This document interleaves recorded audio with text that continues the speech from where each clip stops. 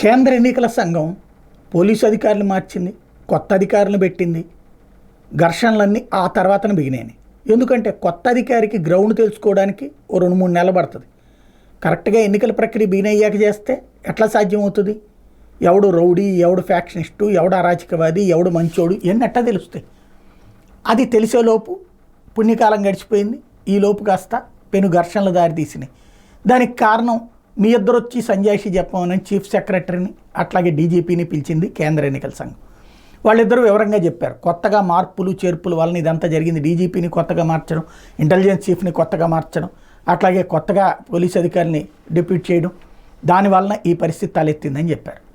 Then వాళ్ళు ఏం చెప్పారు, ఇది ఎట్లా ఉంటాయి ఈ ఘర్షణలు అని అడిగారు. దాదాపు 1/2 గంట సేపు కూర్చున్నారు ఇద్దరు ముగ్గురు కూడా.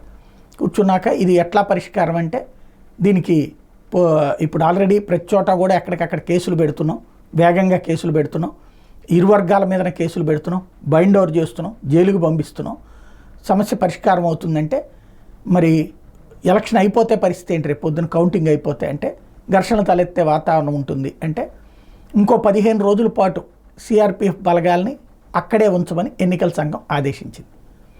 ఇప్పుడు ఎన్నికల సంఘం రేపు పొద్దున 4వ తారీఖు తర్వాత దాని డ్యూటీ అయిపోతుంది. ఇప్పుడు ఆ కారణంగా రేకెత్తినటువంటి వివాదాలు పరిష్కారం కావాలంటే అప్పుడు మళ్ళీ ప్రభుత్వం డెసిషన్ తీసుకోవాలి.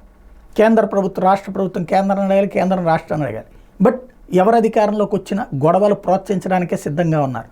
కాబట్టి ఎన్నికల సంఘమే 15 రోజులు కాదు, కనీసం 2 నెలల పాటు సిఆర్పిఎఫ్ బలగాలు ఇక్కడే ఉండనీయడం ముఖ్యం. కేంద్ర బలగాలు ఉంటేనే కంట్రోల్ అవుతుంది. ఎందుకంటే స్థానిక పోలీసులు ఈ నాయకుల ముందు ప్రేక్షక పాత్ర పోషిస్తారు, లేదా వాళ్ళకు అనుకూలంగా వ్యవహరిస్తారు. అటొకళ్ళు ఇటొకళ్ళు ఉంటారు.